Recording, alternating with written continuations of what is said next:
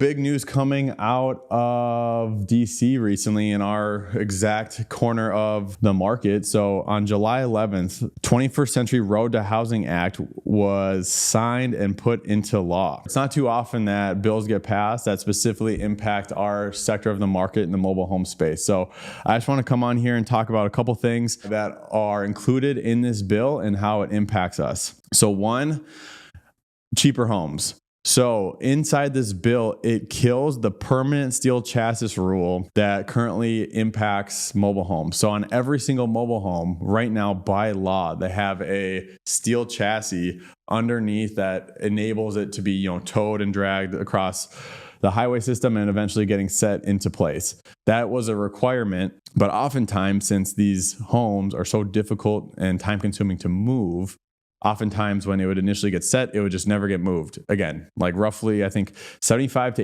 80% of homes, once they're initially set, never move again. So this law removes that requirement. So if you are purchasing a home and you don't ever intend on moving it, you can now purchase your home for roughly $5,000 to $10,000 cheaper, which is great. Once again, being in the affordable housing world, getting these types of rules off the books is a huge win for our tenants. Next, better financing. The aspect of this is great for mobile home tenants, but it won't exactly impact our tenants. Let me explain why.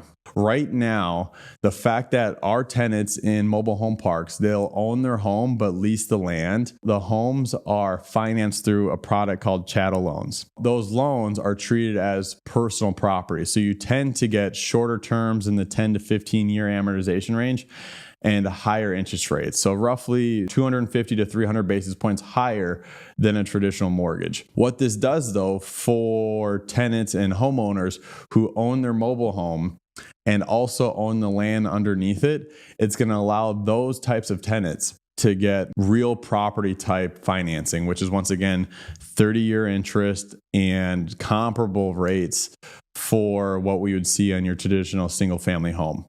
Once again, doesn't impact our tenants, at least yet, and a huge win for just affordability across the board. So the last piece I want to talk about is homes are not for corporations. So there's been a lot of things in the news right now about large institutions scooping up single family homes and compressing supply and raising prices.